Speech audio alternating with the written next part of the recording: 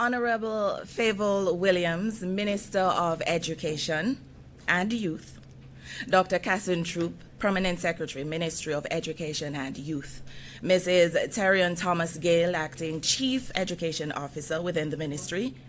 Mrs. Sophia Forbes Hall, Chief Transformation Officer, Ministry of Education and Youth. Mrs. Janet Brim, Acting Deputy Chief Education Officer. Dr. Clover Hamilton Flowers, Acting Deputy Chief Education Officer, Curriculum and Support Services Division. Mrs. Stacey Witter Bailey, Deputy Chief Education Officer, Examinations Assessment and Administration Services, Acting. Dr. Lorna Thompson, National Mathematics Coordinator, Ministry of Education and Youth. Dr. Andre Hill, National Literacy Coordinator, Ministry of Education and Youth. Members of the Executive Management Team joining via Zoom, members of the media, and everyone streaming online with us at JIS and on our page at Ministry of Education and Youth YouTube page. Good morning and welcome. I am thrilled to have everyone here today and to welcome you to a very exciting press conference. We're here for the Primary Exit Profile PEP 6 press conference, and we are happy that the highly anticipated results are finally in. After months of hard work, preparation, dedication from students, teachers, parents, and administrators, we are finally here for the results. As such, without further ado, I'll welcome our Permanent Secretary, Dr. Cassin Troop, for our official welcome and introduction.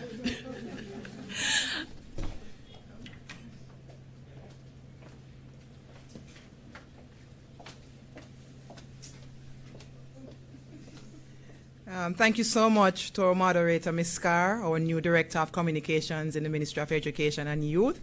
I think she did a wonderful job just now, but notwithstanding, it's my joy to give a special welcome to everyone to our annual press conference when we release the results of our primary exit profile. It's a culminating period for many of us, and it has started from as early as the early childhood level right up, because we are presenting today the profile of our learners over the last 6 to 8 years, given the early childhood years when we account for those.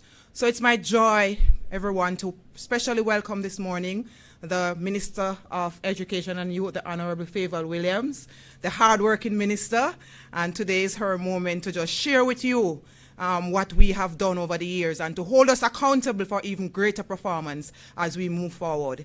Let me welcome our Acting Chief Education Officer, Ms. Terrian Thomas Gale.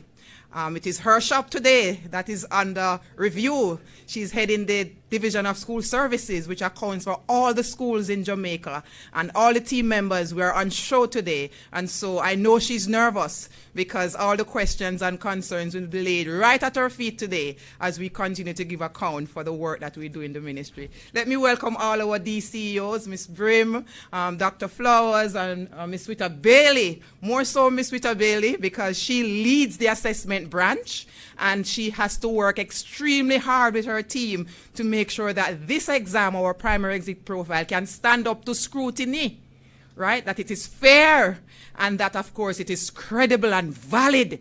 And they work night and day, colleagues. I can tell you, when we're just packing the things and shipping that out and making sure that we can account for every script, I hold Stacey Witter Bailey responsible for that, and she has delivered. Special welcome to you, Madam DCEO. I am proud to have you on my team.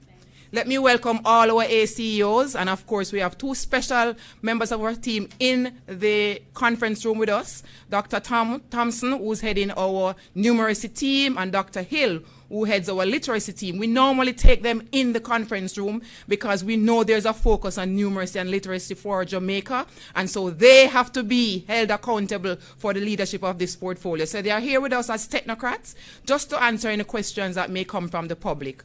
Let me especially welcome all the other members of the executive management team. You're not in the conference room, but I know you're online and I know you're supporting us. all the education officers out in the field, the regional directors, of course, you are ACOs, so you're accounted for. And most importantly this morning, our students. I know you're beside mommy and daddy. I know you're beside your principal now. I know you're wondering what the next couple of hours will be like. But hold on a little bit more. You will have access in very short order. The minister will give you all that information in a few minutes. So special welcome to you, our boys and girls. Special welcome to our parents. We cannot do this without you. Special welcome to well-wishers and family members who have been there with our boys and girls, supporting them throughout this process. Today is a wonderful day in education. Today is a great day in education. Today is a landmark for us, and Minister will tell you why. There's a first today that you will know about. And without any further ado, before I say what I should not say in my excitement, let me welcome our Minister who will give you the presentation of the results. Thank you. Thank you.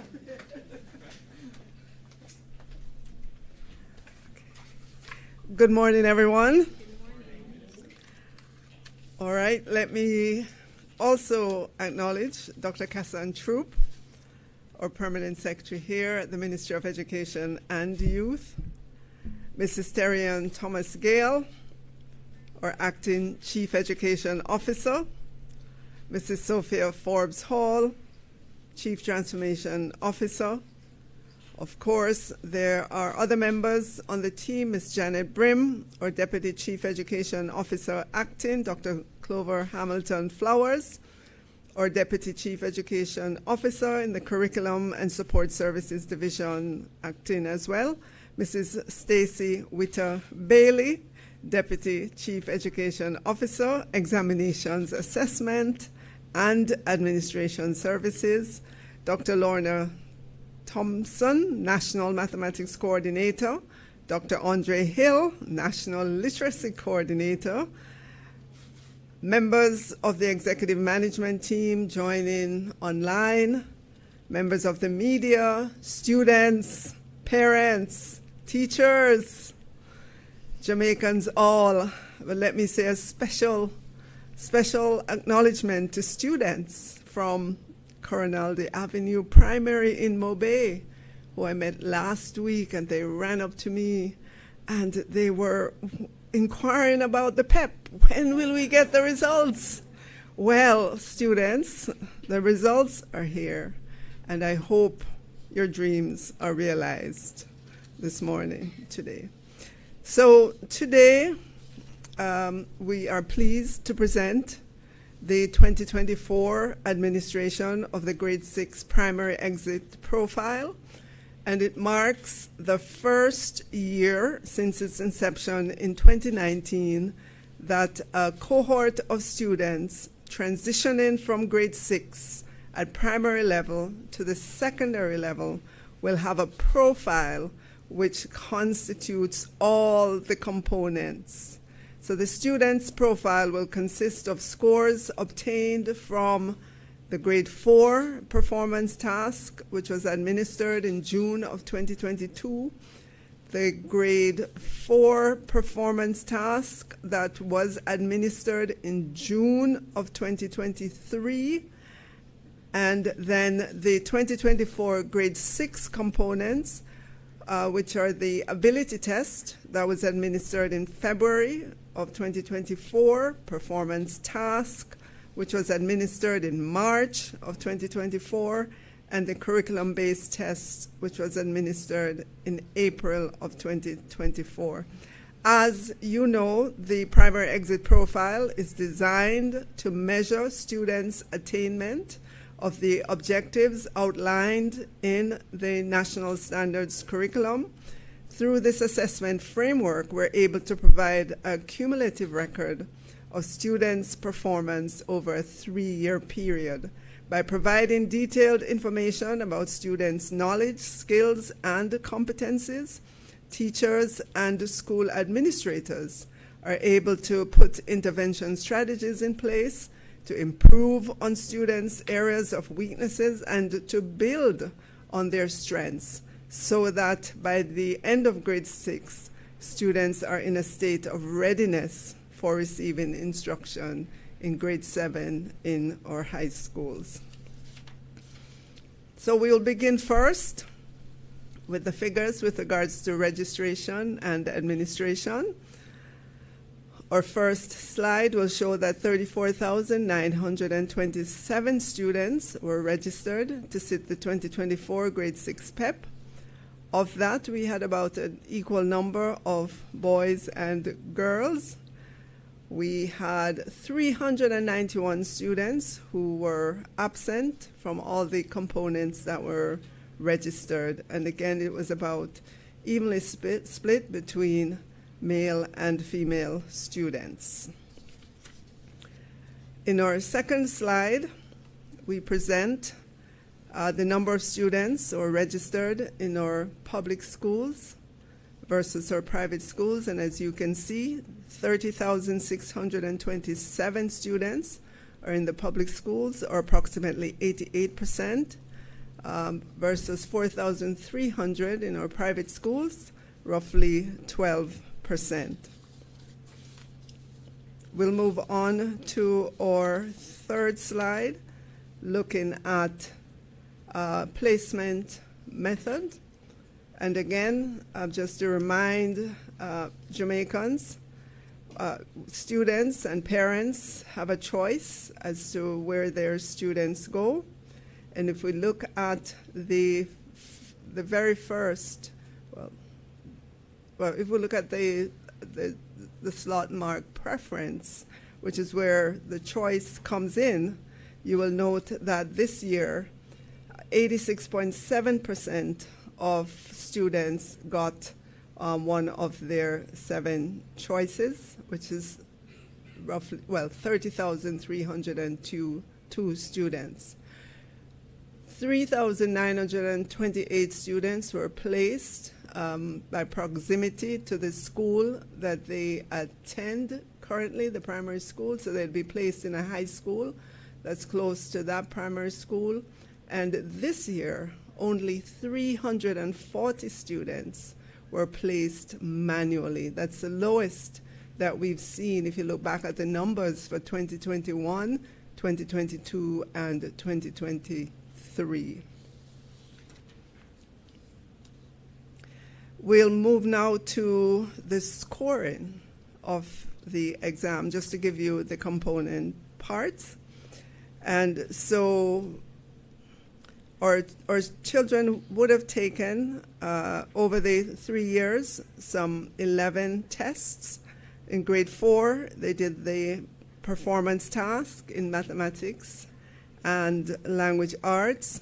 In grade 5, they did also performance task in mathematics, language arts, science, and social studies. And in grade 6, the components there were the ability test, math, curriculum-based test and performance task, language arts, curriculum-based test and performance task, science, curriculum-based test, and social studies, curriculum-based test. The maximum contribution score at each level is shown on the table. So for PEP 4 in 2022, you could get a maximum of 40 points. PEP 5 in 2023, 80 points. And PEP 6 in 2024, 280 points. And if you look across to the next column, you see the weighting. So essentially what we're saying, PEP 4 in 2022 accounts for 10% of the score that the student is getting now in 2024.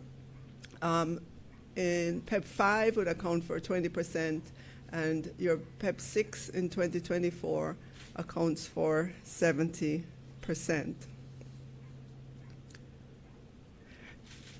Just to remind Jamaicans as to what we are testing for in these various exams, the grade 4 performance task, these tests are designed to measure students' higher order thinking skills by placing them in a real-world situation where they apply their knowledge and skills to demonstrate evidence of their competence in the subject. And again, the same applies to the grade 5 performance task. And then when you get to the grade 6, the ability test assesses how well students are able to reason with numbers and words. This test consists of 40 single select, multiple choice questions which students respond to on computerized answer sheets. The 2 skills assessed in this test are quantitative and verbal reasoning. The ability test is reported as a percentile rank, indicating how well a student performed in comparison to the other students in the cohort. For the performance task, these tests are designed to measure students' higher order thinking skills by placing them in real-world situations where they apply their knowledge and skills to demonstrate evidence of their competence in the subject. We'll go now to the next slide that looks at the descriptor for performance at grade 6. And they are color-coded. So in the descriptor called beginning, students there demonstrates limited or no evidence of required competence necessary at this grade level as specified in the National Standards Curriculum and will need intensive, ongoing academic support at grade 7. The amber color is developing, or yellow, depending on where you're looking. It's developing, and that means a student demonstrates partial evidence of required competence necessary at this grade level as specified in the National Standards Curriculum and will need targeted academic support at grade 7. For the light blue, proficient, student demonstrates adequate evidence of required competence necessary at this grade level as specified in the National Standards Curriculum and may need minimal academic support and or extended learning activities at grade 7. And in the brighter blue, highly proficient, student demonstrates an advanced level of competence necessary at this grade level as specified in the National Standards Curriculum and may need extended learning activities at grade 7, meaning at high school. So I want to pause here to say to all the mommies and daddies, if you see the red on your child's report, it means they need some extra help in the form of tutoring, after school, active lessons, more attention at home. We would encourage you to sit with them, listen to them read, but we also want to encourage you to be patient with them. Don't yell and scream at them. They are developing at a different pace, and they need your ongoing, abiding support. And when that child teacher calls, we want you to go, to listen, to hear what the teacher is saying, to see how you can support your child better. So we'll move on now to looking at the overall results.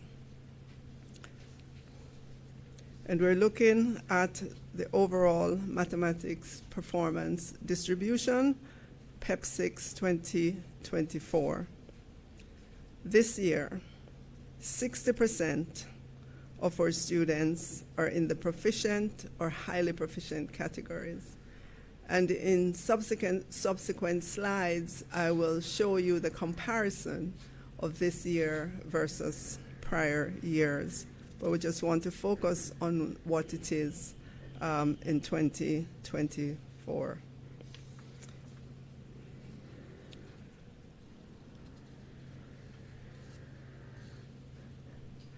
All right, so that is for the mathematics. When we drill down into the mathematics, we note that our students performed well in terms of modeling and data analysis. 84% of the students did well. They're in the proficient or highly proficient category. In communicating, reasoning, 60% of the students were there in those two categories. In concepts and procedures, 58%. Where we have work to do is in problem solving. And so when we go forward and when we look at the intervention that's needed, obviously this is an area in which we have to do better in. We'll move on to the next subject area, student performance in language arts.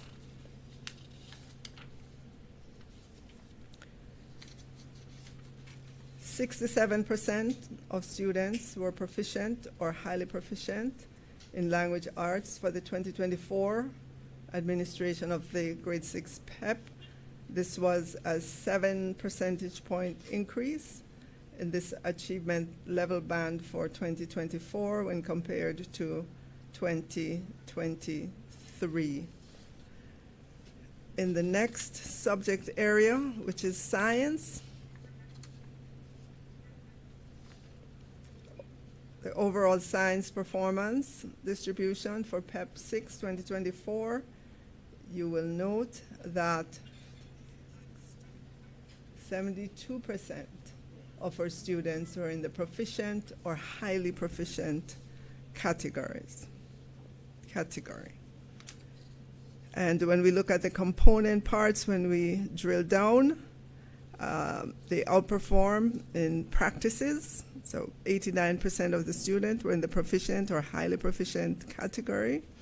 67% were also at the proficient, highly proficient category in the cross-cutting concepts, and the core ideas, 57.4%. So that's an area that we have to do more work in. In the science, there was a 6-point increase in this achievement. We'll move now to social studies. And in the social studies, you will note that 72% were in the proficient or highly proficient category.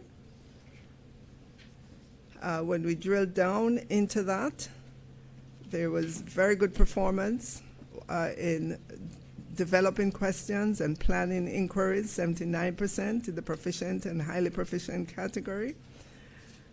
In communicating conclusions and taking informed action, 68%.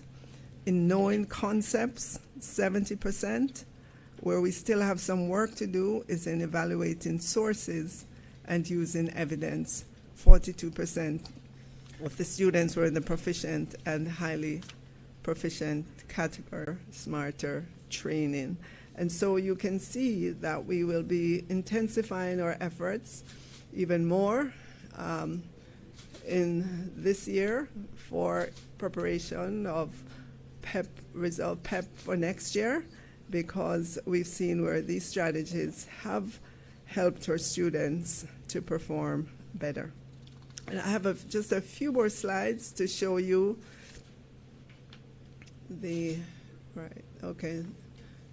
those may be a little bit busy, but we're able for the first time to compare PEP 2024 with PEP 2023 and with PEP 2019. We could not do that with PEP 2022 because only the ability test and 4 curriculum-based tests were administered then. So if we go back to and look at the 3 tests that we're able to compare, 2019, looking at mathematics, only 41% of our students were in the highly proficient and proficient category then. That moved to 57% in 2023, and now in 2024 it's at 60%. The language arts, in 2019, only 55% of our students were in the highly proficient or proficient category. That moved to 60% in 2023 and 67% in 2024. In the science area, science subject, in 2019, only 49% of our students were in the highly proficient or proficient category. That jumped to 64% in 2023, and now in 2024, it's at 70% of our students in the highly proficient or proficient category. And finally, for social studies, in 2019, only 63% of our students were in the proficient or highly proficient category, and that moved to 67% in 2023, and now in 2024, we're at 72% of our students in the proficient or highly proficient category.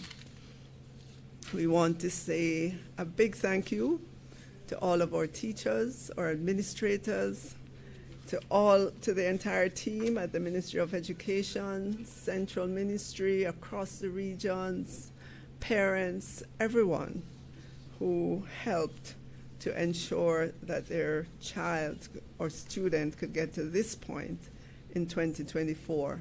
Let me say for this year's exam, there were some special considerations.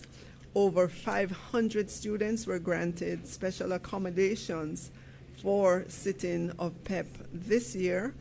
Obviously, we would have identified 313 of them from last year because they sat PEP 5 then. We saw 190 new students requesting special accommodation.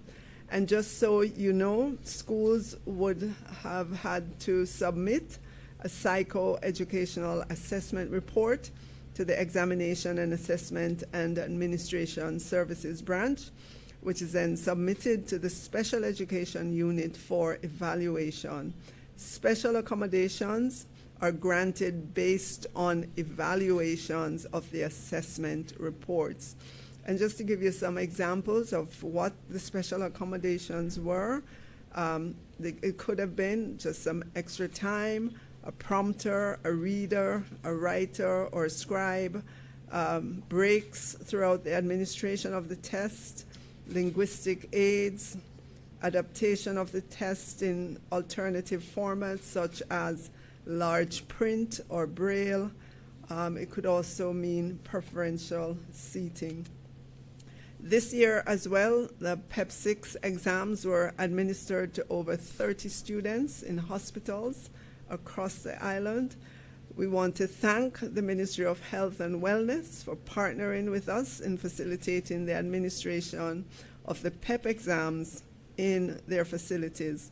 We would also like to commend the Jamaica Constabulary Force for always being available to provide support, especially in circumstances where the exams were being administered in institutions located in volatile areas.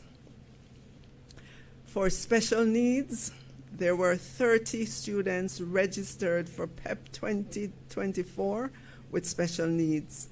These special needs included physical challenges, for example, wheelchair users, visually impaired, hearing impaired, and intellectual challenges. The unique needs of each student are assessed by the officers in the special education unit, and the schools they're placed in are evaluated to ensure that they will be fairly accommodated. And I want to say that in terms of the release of results, the ministry will continue to use the online method for disseminating student scores and placement information. Results will be made available at dpisonline.com, dpisonline.com. This site is designed to present student reports to all parents or guardians and principals of students who are transitioning from primary level institutions to high schools. So in conclusion, it must be noted that this form of assessment has several benefits, such as more accurate claims can be made about students, students' achievement of the curriculum and their progress will be monitored more regularly, more opportunities will be provided for teachers to identify students' strengths and weaknesses, and therefore teachers can plan lessons to meet the specific needs of students.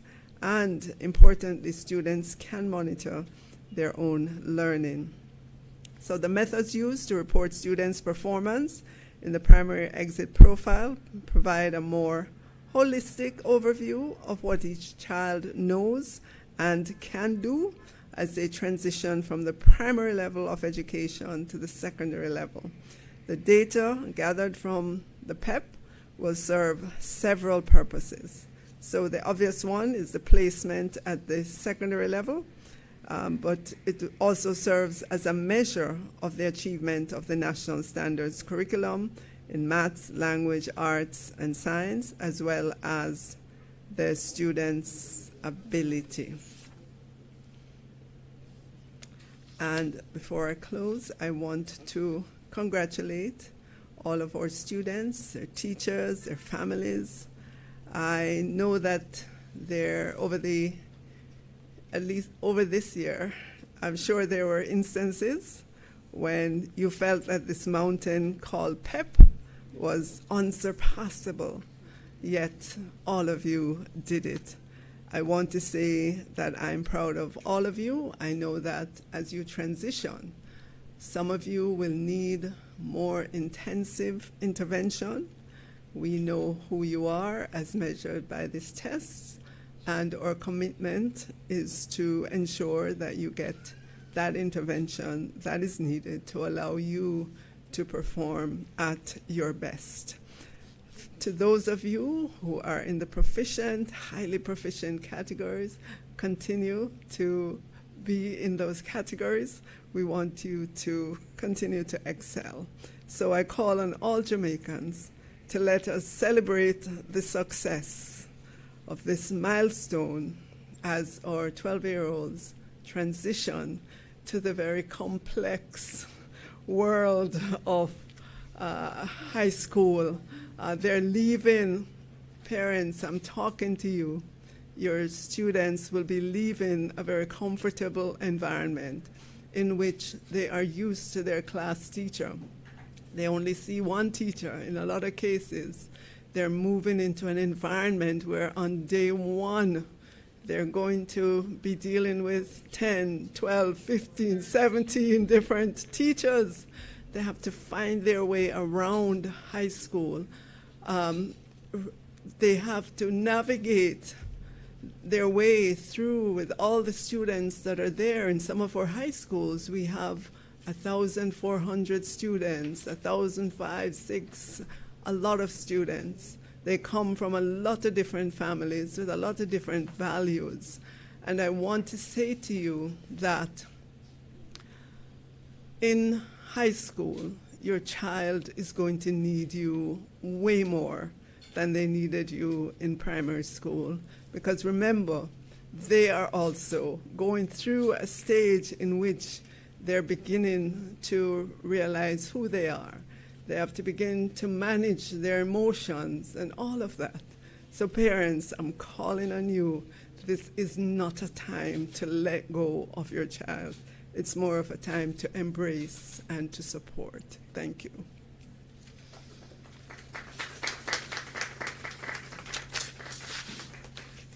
So we'll open it up now for any questions that you may have.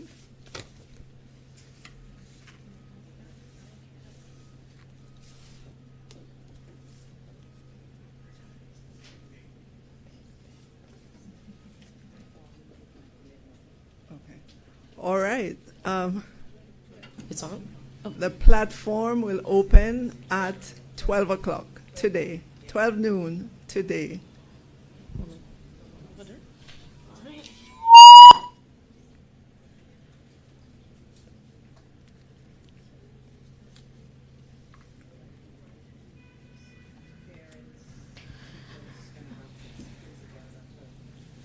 All right. So I'm told everyone can have access. Well, if you have your username and ID, if you have activated your account, so parents, teachers, principals, and again, as we wait here for questions, I want to thank all of our teachers. I want to thank our principals for the leadership in our various primary schools across the country, and I want to include our private schools in that as well.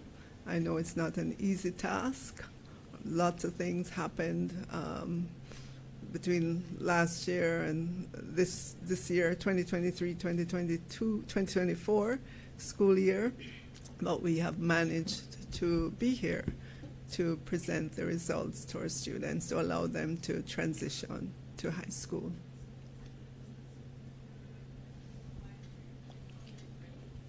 Good morning, everyone. My name is Camille Williams. I'm from the Radio Jamaica, Television Jamaica newsroom. And my question is, so 6 years on, has PEP achieved what it was intended to do when it was initially conceptualized? And I ask this against the background of a Jamaica Gleaner article in April 2013. The Senior Education Officer for Student Assessment in the Ministry, Alison McCollum, had said in 2013 that the advantages of PEP would be it would provide a fuller picture of a student's attainment at the end of grade 6, a more equitable measurement of assessment, as it will also test ability, thereby reducing socioeconomic bias and the effect of poor teaching. She also said it will also reduce the pressure on students at the time of the test, and it will nullify the necessity of students to revise specifically for the test, because it will be one of acquired understanding rather than a recall. So has PEP achieved what it was set out to do when it was initially? And I would say yes. Obviously, as we go along, that achievement level will increase. The suite of tests are administered over 3 years, and so it takes away the really high-stake, one-time only testing of the past. I mean, I remember that dreaded exam, the common entrance. If you didn't pass it, you just didn't pass it, you know. So I think the way the exams are structured, are friendly to the students and acknowledge that learning is acquired over time, and it's ongoing. Yep. One last question and I'm done. So when I noted the disaggregated results, I noted that the developing and proficient, most students were assessed as developing or proficient. So you still have a minority of students achieving highly proficient, which I figure would be the ideal.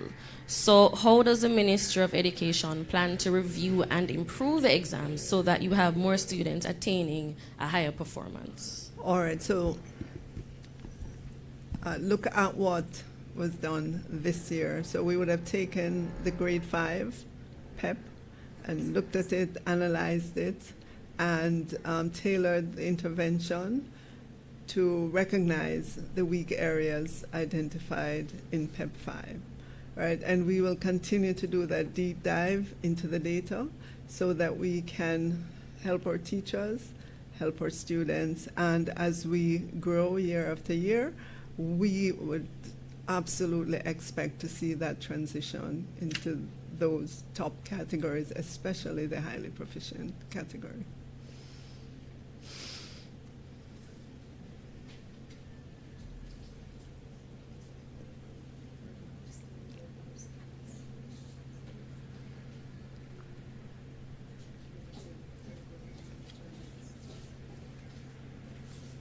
Hi, Minister. My name is Amoy Harriet. I'm from Television Jamaica. Now, Minister, you mentioned something just now about you can recall that stress you went through when you were supposed to sit common entrance. And I too, you know, a few years ago, I'm using that loosely. When I was sitting GSAT, I too can recall the stress of sitting GSAT. Now, right now with PEP exams, what we see happening is that students are being tested not only in grade 6, but grade 5, grade 4. So that stress that they would have to go through that 1 year, which is in grade 6, they're now experiencing that for 3 years of primary school. Do you believe in any way that our students are being tested too much? Well, we look at it the other way, that we're spreading the stress out, if you will, over a 3-year period. It allows the students to understand where they are in grade 4, right? And you see that in grade 5, because once they do the test in grade 4, we can zero in on the weak areas, the weak points. Grade 5, another zeroing in, another intervention, to prepare them for grade 6. So that is how we see those assessments. And I believe when we look at other countries that perform well, that we look on and we envy, they have a really laser-like focus on their children. And the only way that you can understand what the child understands is to go through these assessments. Yeah. My final question, if I may. You mentioned that the ministry rather, will be implementing a few intensive measures for our weaker students. Are you able to say what those measures would look like in the years to come? Okay. I'm going to ask our CEO, because I know she led the charge this year in doing the deep dive into the numbers and in coming up with this smart intervention. So CEO? Good morning, everyone. We will continue our interventions at the secondary level as well, because we notice, based on the PEP data, we can see how our students going on to grade 7 are performing. And so the interventions will continue even to grade 7. Our students who are currently at the lower grades, we continue to look on the data, the same areas that the students didn't perform in, we will continue those interventions. The intervention saw us looking at students who perform, schools rather, with a large cohort of their students performing with 50 to 100% at beginning or developing, and we would pull the grade teachers from those schools, and we have targeted workshops based on the areas, whether it be reading and writing for language arts, whether it be problem solving for math or conceptual understanding. And we show the teachers how it is that they can pull the objectives from the national standards curriculum to develop these areas based on the levels of their students. And what we did between November last year to March this year, we had targeted approach with these teachers, and we had the monitoring that continued. Even when they went back to their class, they had work plans that they had to submit. And we will be more intense this year, because our transformation agenda requires us to not only look at our students' performance, but we must hold persons accountable.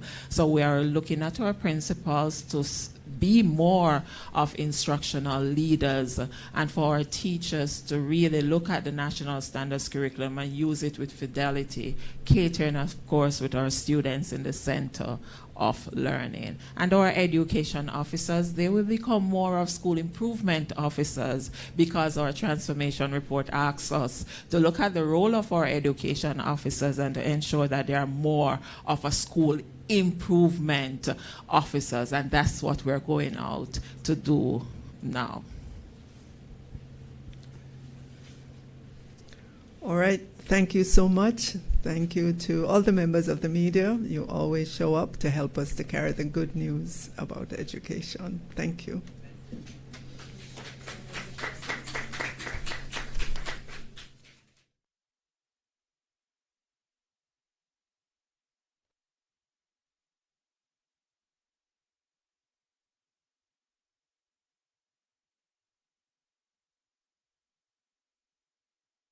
So much to our honorable minister, who did an extremely great job, and we just once again want to thank everybody for showing up today. Have a wonderful rest of the day.